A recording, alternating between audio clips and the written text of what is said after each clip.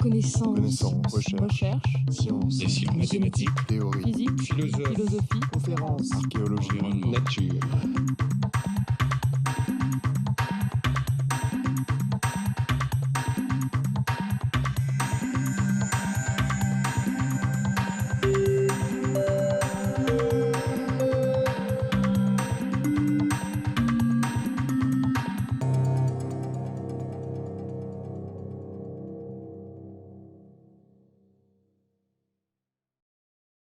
Là où ma leçon inaugurale a passé en revue sur tous les acquis en matière de lutte contre le sida, aujourd'hui je traiterai de l'épidémiologie à l'échelle mondiale et dans une deuxième partie en Afrique australe, qui est un cas vraiment spécial dans la lutte contre le sida ou dans l'épidémie. Je vous préviens que par définition, vous verrez beaucoup de statistiques aujourd'hui, beaucoup plus que dans les leçons qui vont suivre.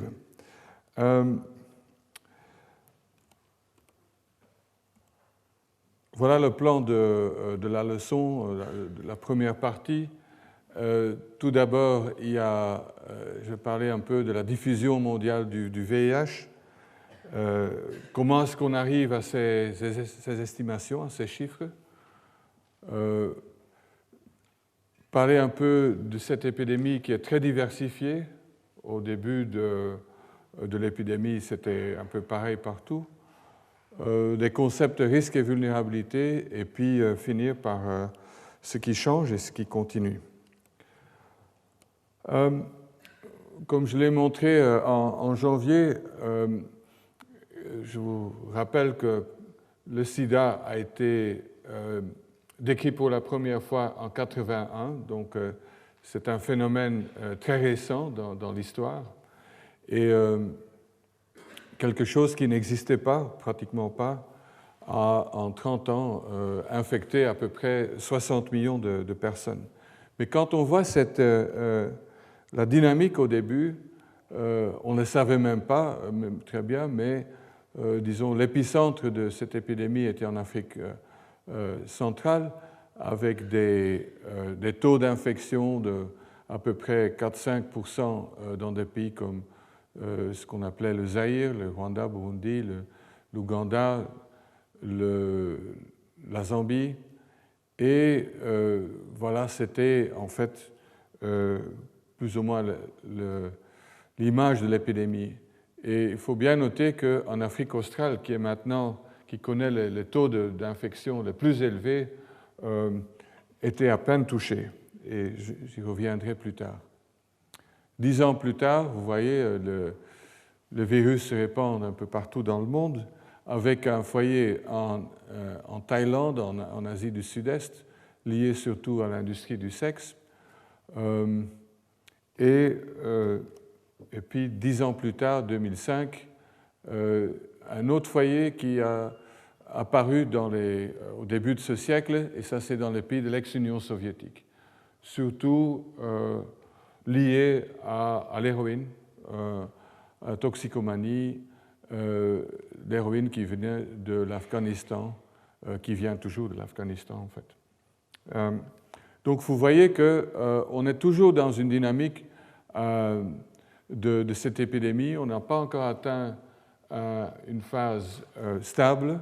Par exemple, ici, en Papouasie-Nouvelle-Guinée, nous voyons apparaître une épidémie de genre plutôt africain, avec transmission hétérosexuelle comme mode prédominant de transmission.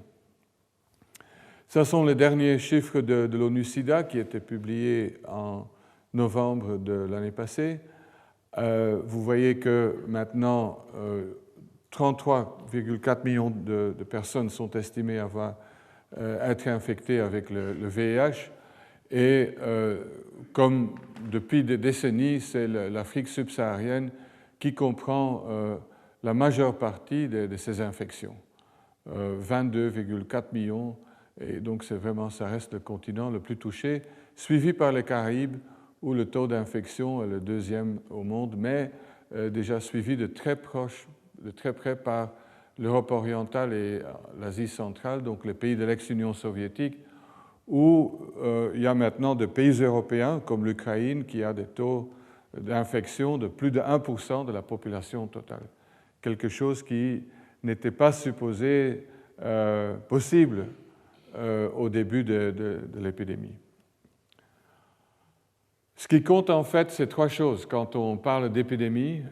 C'est combien de gens sont infectés, sont touchés par le phénomène. Deuxièmement, combien de gens sont nouvellement infectés, donc incidence, comme on dit. Et troisièmement, les gens qui meurent. Ça sont trois concepts très classiques d'épidémiologie. Et vous voyez ici que pour les nouvelles infections, l'année passée, en 2008, on était quand même encore à 2,7 millions, mais je vous rappelle qu'il y a 10 ans, on était pratiquement autour de 4 millions. Donc ça a baissé, et ça c'est une bonne nouvelle, mais 2,7 millions, c'est énorme. Et encore une fois, c'est en Afrique subsaharienne qu'on voit le plus d'infections. À noter tout de même que ici chez nous, 30 000 infections en Europe occidentale, c'est pratiquement l'Union européenne, c'est énorme, non? Ça sont des infections qu'on pourrait éviter. Aux États-Unis, le Canada, il n'y en a pratiquement pas, mais aux États-Unis, on estime qu'il y a à peu près 50 000 infections par an en 2008. Voilà le décès. Et ça illustre encore une fois le drame du sida. 2 millions de personnes sont mortes du sida en 2008, malgré l'existence d'un traitement efficace, malgré l'existence de médicaments antirétroviraux. Et même en Europe, même aux États-Unis, il y a encore des gens qui meurent du sida. Ce sont quasiment tous des morts évitables si on avait accès au traitement. Mais la plupart, la majeure partie, sont des gens qui sont décédés du sida, vivaient en Afrique subsaharienne. Voilà les données à l'échelle mondiale. Je vais entrer dans plus de détails. Comment est-ce qu'on arrive à ces estimations, à ces chiffres? Parce qu'on n'a pas testé tout le monde, il n'y a pas de données systématiques et il n'y a pas de raison de le faire de toute façon. Et c'est tout un défi en santé publique en général. Comment estimer l'ampleur de quelque chose? Maintenant, quand je parle de l'actualité, l'épidémie H1N1, comment est-ce qu'on suit le cours de cette épidémie? Comment est-ce qu'on sait qui meurt, etc., de cette cause? Ce n'est pas évident. Pour le sida, il y a tout un système de surveillance épidémiologique qui a été mis sur place à l'échelle mondiale et qui donne probablement les meilleures données en santé publique qui existent. Il y a des enquêtes systématiques qui sont faites depuis les années 80, surtout chez les femmes enceintes, les femmes qui consultent les consultations prénatales et où systématiquement leur sang est testé pour des anticorps contre le VIH. Et il s'agit d'enquêtes anonymes, systématiques, toujours dans le même échantillon, mais pas chez les mêmes individus. Et comme ça se fait depuis des années, parfois dans certains pays des décennies, on a une idée surtout des tendances. Parce qu'on est intéressé pas forcément par un nombre absolu, combien de personnes sont infectées, etc. Mais ce qui nous intéresse, c'est un taux de grandeur de l'épidémie. Ça fait une grande différence si 0,1% de la population est infectée ou 20%. Ça, c'est clair. Mais c'est surtout les tendances. Est-ce que ça augmente, ça diminue, ça reste stable? Ça sont des questions très importantes aussi pour orienter nos activités et de prévention, par exemple, et aussi pour anticiper le besoin en traitement. ou le nombre d'orphelins. Et qu'est-ce qu'on fait dans des épidémies soi-disant généralisées? Ce sont de facto des épidémies qui sont le résultat d'une transmission sexuelle, hétérosexuelle, dans la population généralisée, comme c'est le cas dans la plupart des pays en Afrique subsaharienne, et quelques pays en dehors de là, comme l'Haïti, en Haïti ou en Papouasie-Nouvelle-Guinée. Mais en général, les autres pays connaissent ce qu'on appelle des épidémies concentrées, où le VIH est concentré dans certaines populations. En Europe, c'est en général des populations d'hommes gays, ou parfois, en Europe de l'Est surtout aussi, parmi des toxicomanes. Les usagers de drogue qui constituent là à peu près 50 ou plus des personnes vivant avec le VIH.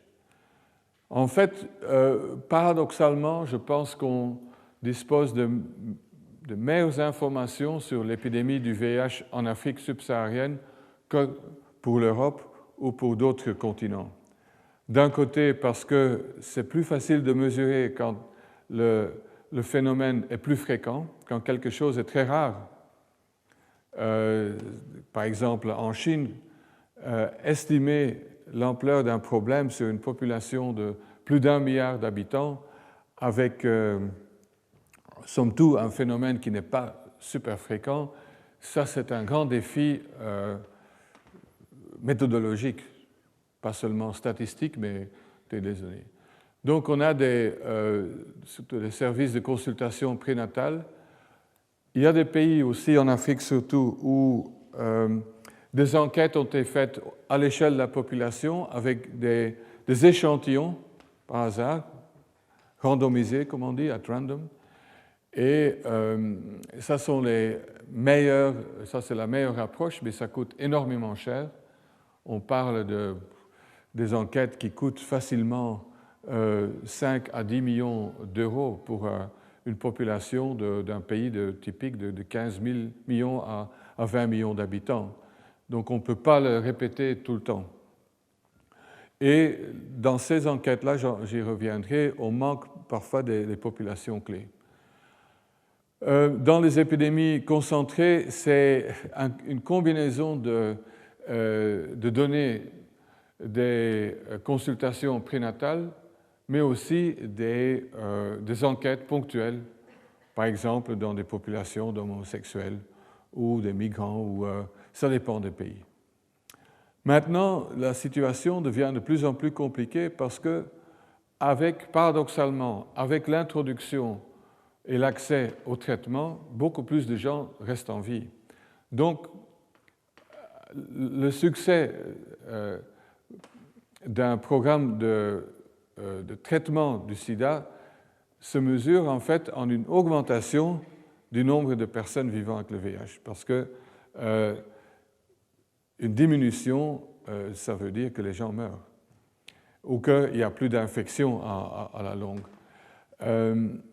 Et donc ça, c'est une complication qui n'est pas mauvaise, mais dont il faut tenir compte. Comment est-ce que ça se fait? Ce n'est pas des statistiques qui sont fabriquées dans la cuisine de l'ONU-SIDA ou dans un bureau. C'est vraiment le résultat d'un exercice très compliqué où dans chaque pays au monde, il y a des ateliers où des experts nationaux et internationaux revoient les données. Et c'est sur base d'une méthodologie qui a été développée par un groupe de référence qui comprend les meilleurs spécialistes, les meilleurs épidémiologistes au monde, dont la majorité ne sont pas impliqués dans ces enquêtes-là, donc ils sont indépendants. Il y a des estimations nationales qui sont faites dans chaque pays, et puis ces données sont intégrées, et puis les résultats sont revus par des experts internationaux. Traditionnellement, avant la fin des années 90 et surtout avant le début des années 2000, on ne disposait que des estimations basées sur les taux d'infection parmi les femmes enceintes.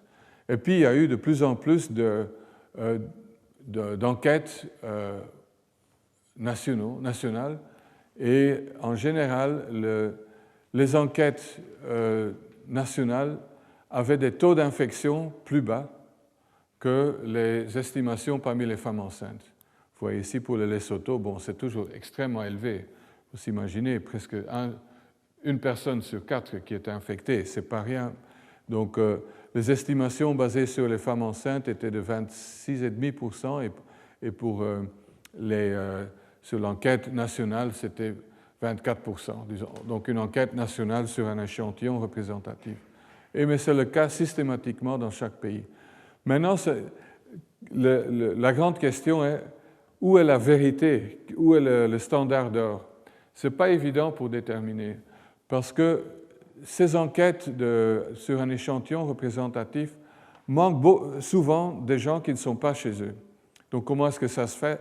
On prend un échantillon et on va visiter les gens à la maison, mais on manque ceux qui ne travaillent pas dans leur domicile d'origine. Donc les migrants, souvent dans ce pays, par exemple en Afrique du Sud, et je vais en parler après 6 heures, sont à plus haut risque pour être infectés.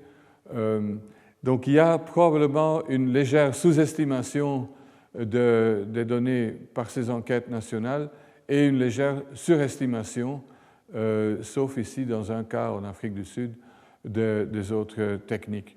J'entre dans ce détail parce que il y a eu des épidémiologistes qui critiquaient la méthodologie ou qui disaient que l'ONU-SIDA délibérément inflatait les données pour attirer l'argent. Mais ce serait pratiquement impossible de fabriquer tout cela parce qu'il y a beaucoup trop de gens qui sont impliqués dans ces estimations. Ça implique littéralement des centaines de personnes. Pour les amateurs de statistiques, on a, en plus, au début des années 2000, je me suis dit, mais c'est un peu absurde de donner un chiffre tellement précis qui est basé sur des données qui sont rassemblées un peu partout. Chaque estimation comprend une erreur, des erreurs statistiques, des erreurs de méthodologie, des incertitudes. Erreur dans le sens statistique, et donc des incertitudes, et qui devient cumulatif. Et on a donc développé des méthodes pour dire, voilà, sur la base des données, on estime que le nombre exact est quelque part entre X et Y%, ou le nombre. Donc ça, c'est à mon avis, ça c'est un bon développement. Le problème, c'est que les professionnels de la communication, ils détestent ça, parce qu'ils veulent un chiffre. On veut savoir que 1,3 023, etc. personnes sont infectées par le VIH, et pas entre 1 million et 1 100 000. Ça, c'est plus correct scientifiquement, mais ce n'est pas intéressant d'un point de vue communication. Il y a des problèmes avec les méthodes d'estimation, surtout dans les pays où il y a des épidémies concentrées, parce que, en principe, pour estimer le taux d'infection dans un pays où l'infection du VIH est concentrée dans certaines populations, en principe, on devrait connaître le nombre de personnes, par exemple, le nombre d'hommes qui ont des rapports avec des hommes, ou le nombre de prostituées, ou je ne sais pas quoi, ça dépend des pays. Et ça ne sont pas des statistiques, des données qui sont facilement à obtenir. Donc, ça reste quand même un travail où il faut utiliser beaucoup de jugements et pas toujours des données. Il y a donc, comme je l'ai dit, un impact paradoxal du traitement sur la prévalence du VIH. On est de plus en plus intéressé à l'incidence du VIH. Comme j'ai dit, il y a prévalence qu'on utilise, et ça c'est le nombre de personnes qui vivent avec le VIH aujourd'hui, et incidence, c'est les personnes qui sont nouvellement infectées par an. Donc c'est un peu comme ce qui se trouve sur mon compte en banque. Ça, c'est la prévalence, mais ce qui est ajouté par an, ça, c'est l'incidence. Et c'est ça ce qui est important, en fait, pour estimer si on a un impact en matière de prévention, si nos programmes de prévention, en fait, marchent ou pas. Donc ça, c'est très important et c'est beaucoup plus difficile à savoir.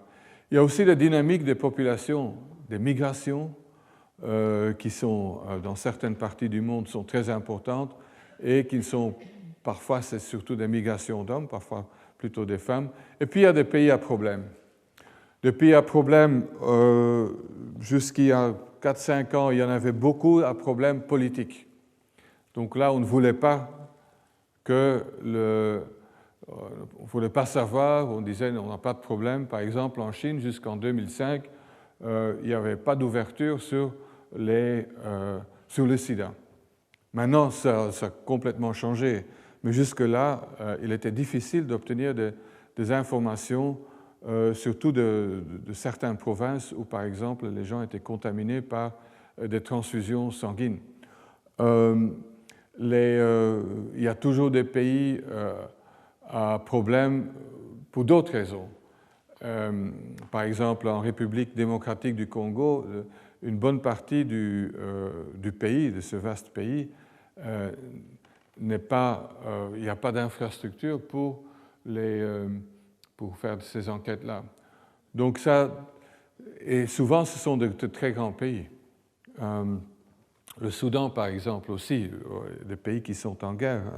En Somalie, comment savoir ce qui se passe là-bas? Ce n'est pas évident. Il est plus correct de parler aujourd'hui d'épidémie au pluriel quand il s'agit du sida.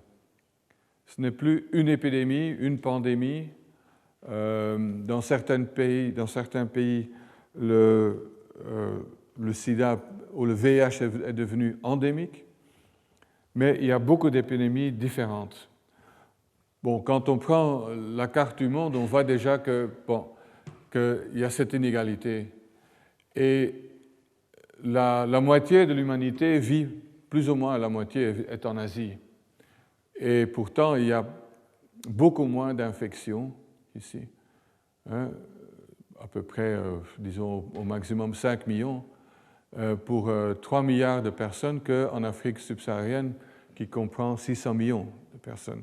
Donc ça, c'est déjà une diversification. Et comme je l'ai montré, mais maintenant un peu plus en détail, même en Afrique, il y a de grandes différences. Je me souviens, au début des années 83, quand je travaillais au Zaïre, qu'en Afrique du Sud, ils disaient nous, on n'a pas ce problème-là. Ils ne voulaient même pas croire. Et aujourd'hui, vous savez ce qui s'est passé.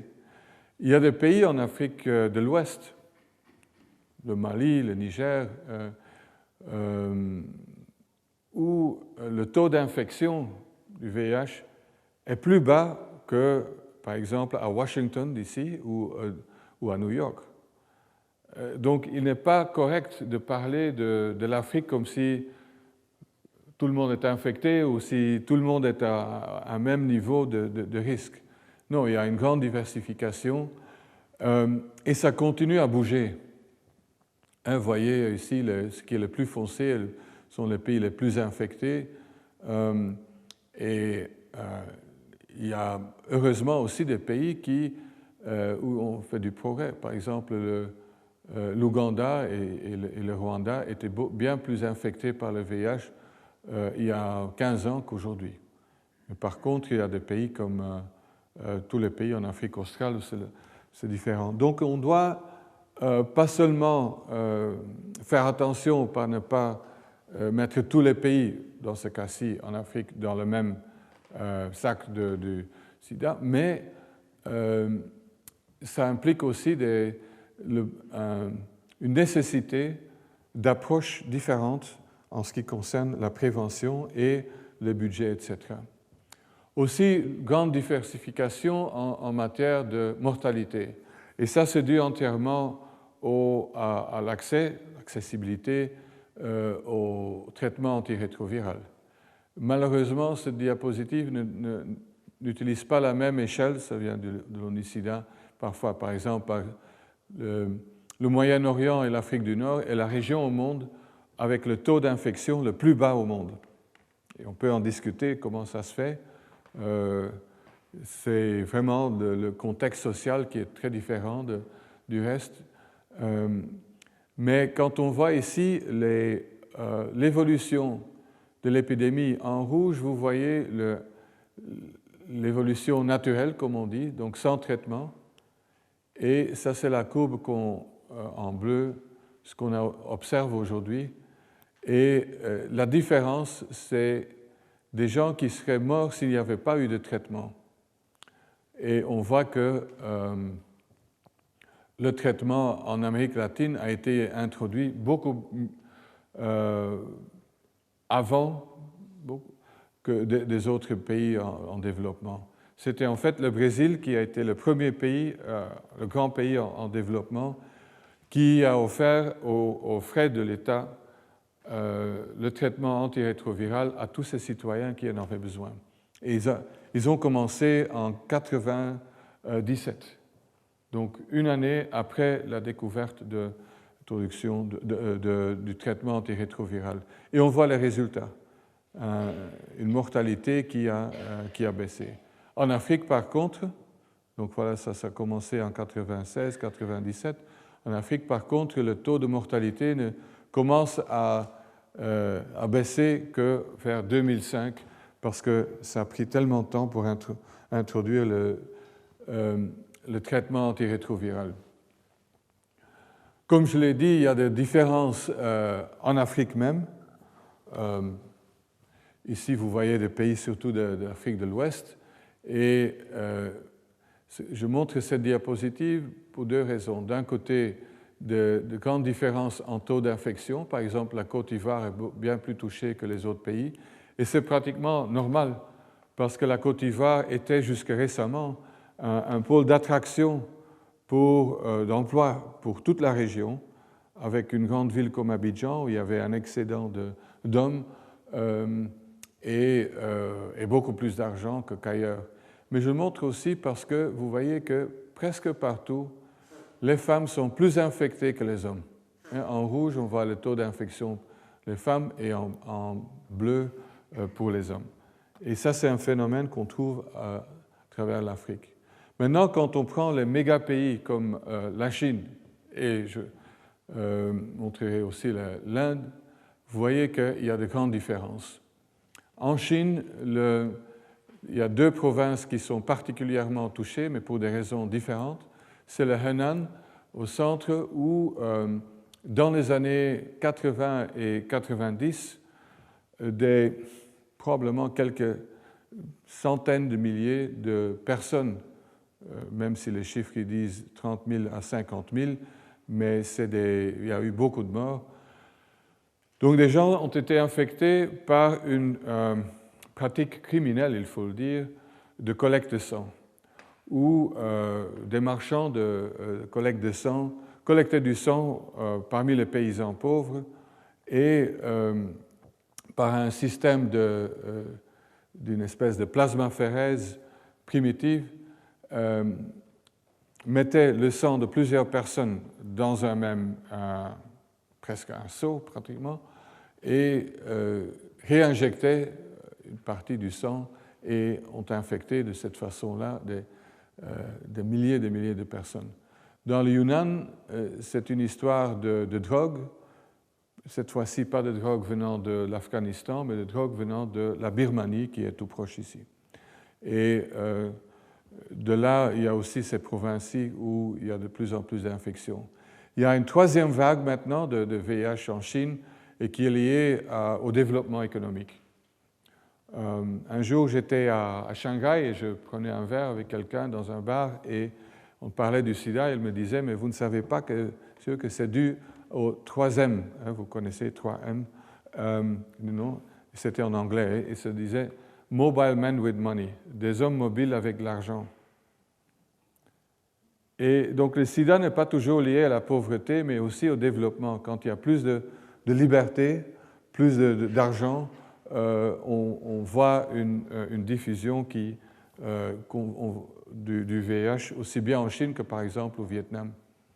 L'Inde est un pays très intéressant pour beaucoup de raisons, et aussi d'un point de vue VIH, il y a ici c'est par district, et vous voyez que c'est surtout plutôt au sud qu'on voit des taux d'infection qui ne sont pas énormes quand on compare à l'Afrique, mais quand même des taux d'infection dans certains districts de 3% de la population. Et un district en Inde, ça fait 2 millions d'habitants. Si bien pour la Chine que pour l'Inde, on doit ajouter quelques zéros à ce qu'on est habitué en Europe ou en Afrique. Et là aussi, il y a en fait deux épidémies distinctes. D'un côté, transmission surtout hétérosexuelle, mais aussi homosexuelle, est beaucoup liée à la prostitution, le sexe commercial, autour de Bombay, les États de Karnataka et Andhra Pradesh. Et puis dans l'Est, c'est la drogue. Il ne faut pas oublier, ici, ça c'est la frontière avec la Birmanie. Et c'est encore l'héroïne qui est responsable. L'Europe de l'Est, très particulier, ils ont eu une explosion épidémique au début de ce siècle. Vous voyez ici, ça c'est l'incidence, donc de personnes nouvellement infectées par le VIH. Et c'était pratiquement exclusivement au début des personnes qui utilisaient de la drogue, qui injectaient de la drogue, l'héroïne. Et puis, entre autres, grâce à des programmes de distribution de seringues, etc., il y a eu une baisse. Mais ça continue maintenant à un niveau assez élevé, le niveau le plus élevé au monde. Et ça, c'est tout près de nous. Quelques données encore pour l'Europe. Vous voyez ici l'impact du VIH, du traitement, ça c'est pour la Suisse, sur la mortalité. Moi, je me souviens que quand je voyais encore des patients au début des années 80, que tous mes patients étaient morts pratiquement. Étaient morts au début de l'entrée sur le marché des antirétroviraux. Aujourd'hui, l'histoire est complètement différente. Vous voyez que le taux de mortalité a baissé énormément, mais n'est pas zéro. Mais c'est un exemple spectaculaire de l'impact d'une nouvelle technologie. Et le taux d'infection dans la population reste plus ou moins le même. Ici, vous voyez les données pour Washington. Ça, c'est oui, c'est trop compliqué, mais on voit l'histoire de l'épidémie à Washington, D.C. C'est assez typique pour les États-Unis, mais aussi pour l'Europe. Vous voyez ici en bleu les nouvelles infections parmi les hommes homosexuels dans les années 80. Donc une explosion épidémique, comme on a vu ici à Paris aussi. Mais puis après, grâce à des mesures de prévention, de mobilisation communautaire, il y a une baisse de ça et puis une lente augmentation. Ce qui s'est passé à Washington, c'est surtout ça c'est pour tous les États-Unis. Mais ce qui s'est passé, c'est qu'il y a maintenant des villes où comme je dis, des taux d'infection existent de 3, 4, 5%. Et quand on va dans le Bronx à New York, au Harlem, on est dans le 8 à 9%, beaucoup plus élevé qu'en Afrique de l'Ouest. Il y a une grande diversité aussi en matière de qui sont les gens derrière toutes ces statistiques, qui est infecté, même en Afrique. Si vous voyez 3 pays en Afrique, le Kenya, l'Ouganda, le Mozambique, et vous voyez que Au Mozambique et au Ouganda, maintenant, à peu près la moitié des personnes infectées sont classées comme hétérosexuels à bas risque. Il ne faut pas me demander exactement la définition de cela, mais c'est en fait une définition par exclusion. Quand on a exclu que des prostituées, des hommes homosexuels qui, malgré ce que pensent certains, existent bien partout, y compris en Afrique, on voit des gens avec des partenaires multiples, etc. Donc c'est vraiment un mélange et ça veut dire qu'il faut adapter nos campagnes de prévention à ces besoins. Par exemple, au Kenya, autour du lac Victoria, les pêcheurs sont un groupe à très haut risque. Et donc, si on travaille là-bas et si on n'a pas de programmes spéciaux pour les pêcheurs, on rate vraiment beaucoup. Amérique latine, situation complètement différente, une épidémie qui est très dominée par des hommes homosexuels. Ça, c'est pour le Pérou. Et c'est le cas aussi un peu partout en Afrique du Sud, en Amérique latine. Je parlerai beaucoup plus en détail quand je parle de l'Afrique australe des risques. Qu'est-ce que ça veut dire? Mais quelques mots sur ce qui détermine la diffusion d'un virus dans une population. Il y a des mathématiciens qui ont fait des formules sur ça, et ça vient de Anderson and May, et le taux de reproduction d'une épidémie, d'un agent, un microbe dans une population dépend de trois choses. D'abord, la probabilité de transmission. Il y a des infections, comme la grippe par exemple, qui sont hautement transmissibles. On entre dans un bus et quelqu'un tousse et il y a X qui sont infectés. Pour le VIH, c'est beaucoup plus compliqué. Ce n'est pas facile. Il y a la probabilité de transmission en fonction de ce qu'on fait, avec qui, etc. Ça varie entre 1 sur 1000 jusqu'à 1 sur 2. Et on peut intervenir. Ça, quand je parle de la prévention, dans quelques semaines, on va voir qu'on peut diminuer la probabilité de la transmission. Par exemple, l'usage du préservatif est le plus classique.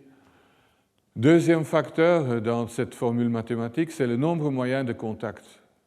Il est clair, si on n'a aucun contact avec qui que ce soit, abstinence, il n'y a aucun risque d'un point de vue sexuel.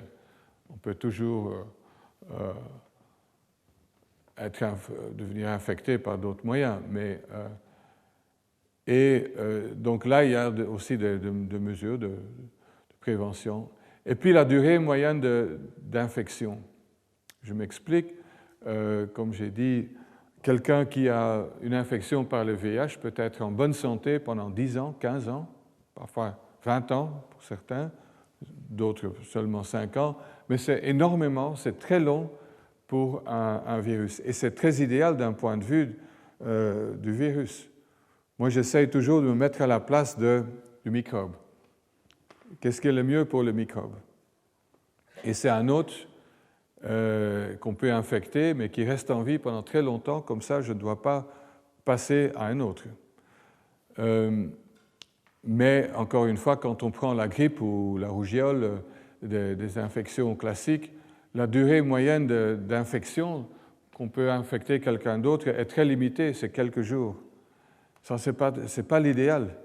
Et surtout pas, on parle beaucoup par exemple, on a très peur de virus comme l'Ebola, Lassa, mais franchement, ça crée des épidémies fulgurantes, mais comme ces virus tuent leur hôte en 1 semaine, en 2 semaines, en général, ces épidémies se terminent spontanément parce qu'il n'y a pas assez de hôtes. Donc, c'est cette formule-là qu'on peut appliquer à des populations, et puis interviennent, je m'excuse que ça c'est en anglais, mais interviennent des facteurs qui sont des facteurs individuels, des facteurs sociaux et des facteurs structurels. Et je vais entrer en détail pour l'Afrique australe parce que discuter de ça en général, c'est pas seulement pas très intéressant, mais ça ne mène pas à grand-chose comme conclusion.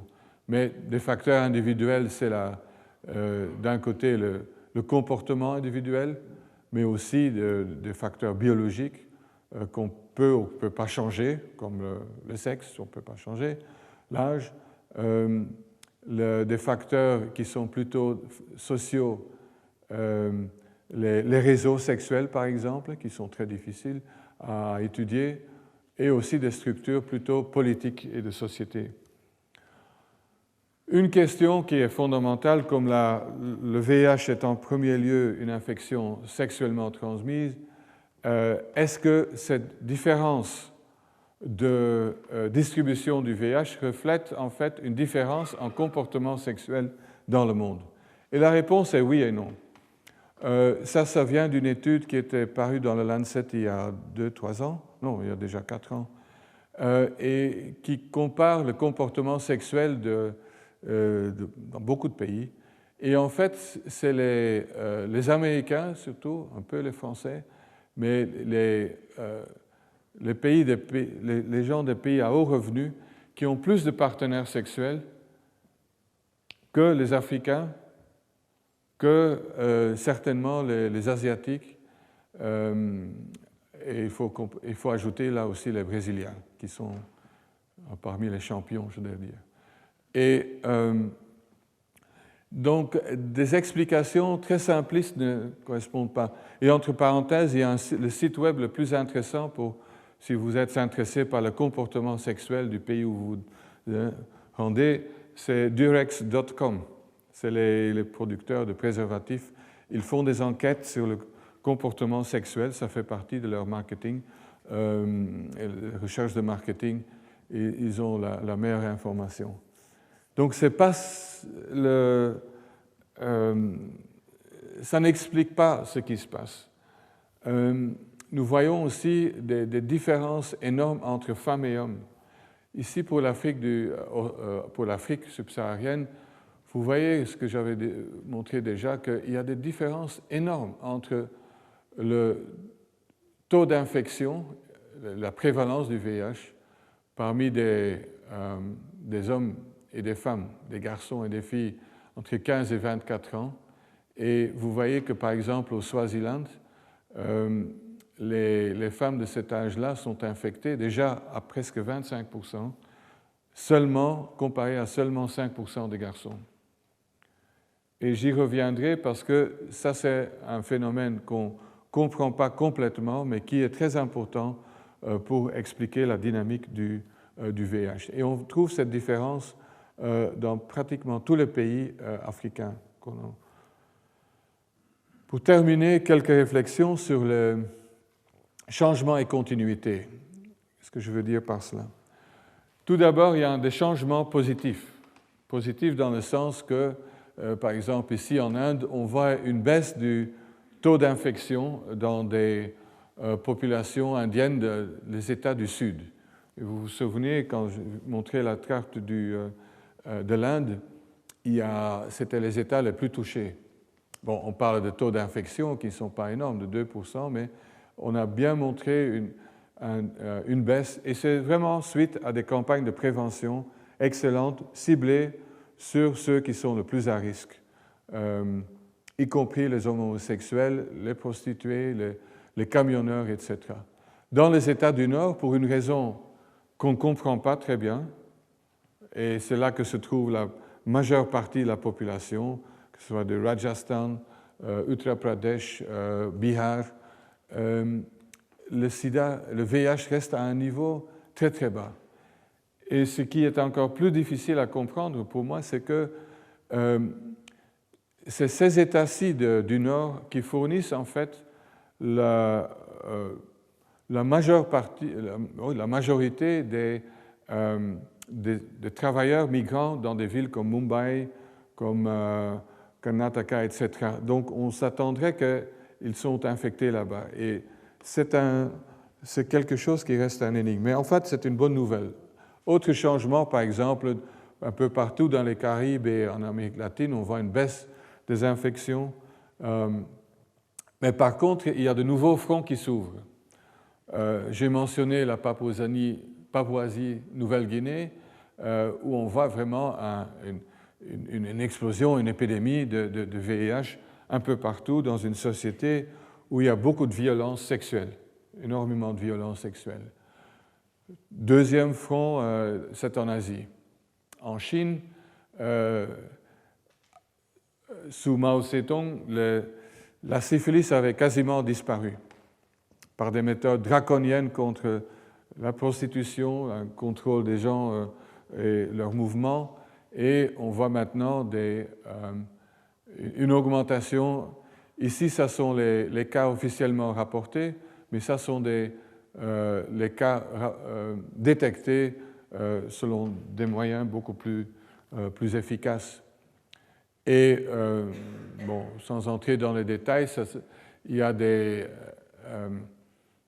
épidémies de VIH maintenant dans toutes les villes provinciales en Chine, où il y a toute une culture gay qui est en train de se développer, des boîtes, des clubs, et syphilis, hépatite C, hépatite B et VIH sont tous en augmentation, et selon un scénario qui me rappelle ce qui se passait ici dans les années 80. Troisième changement, après la baisse et le nouveau front, c'est un changement de qui est infecté. Ici, vous voyez pour la Thaïlande, qui était le premier pays asiatique touché à cause de l'industrie du sexe, mais qui a aussi été très efficace dans ses campagnes de prévention avec la promotion du 100% préservatif. Et on voit maintenant que là, au début, c'était surtout le sexe commercial qui était la source des infections, ici en mauve. Maintenant, ça fait une minorité des cas, et c'est en fait plutôt des infections hétérosexuelles et homosexuelles en dehors du mariage, mais pas liées à la prostitution, ou bien des infections au sein du mariage. Et puis, vous voyez une augmentation du nombre d'infections parmi les hommes homosexuels. Même chose en Cambodge et en Afrique. Moi, je vais au Cambodge. Et je montre au Cambodge parce que on voit aussi quand même qu'il y a eu un succès dans la prévention du VIH dans ce pays-là. Je vais terminer ici et dernier changement, mais encore une fois un changement positif que j'ai montré déjà, mais ça c'est le fait que la mortalité est en train de baisser. Et là, notre objectif pourrait être de mettre fin à la mortalité du sida. Je ne pense pas qu'on puisse arrêter la transmission du VIH. La sexualité étant quelque chose de fondamental et d'important dans la vie, ce sera très difficile, à moins de découvrir un vaccin absolument efficace. Mais la mortalité, avec les moyens, avec les médicaments existants, pourrait descendre jusqu'à presque zéro, comme c'est le fait ici en Europe. Mais là, on a encore un grand chemin à faire. Voilà, je m'arrêterai ici et dans une quinzaine de minutes, on pourra continuer avec l'Afrique australe, mais je suis bien sûr ouvert à des questions ou des commentaires si vous en avez.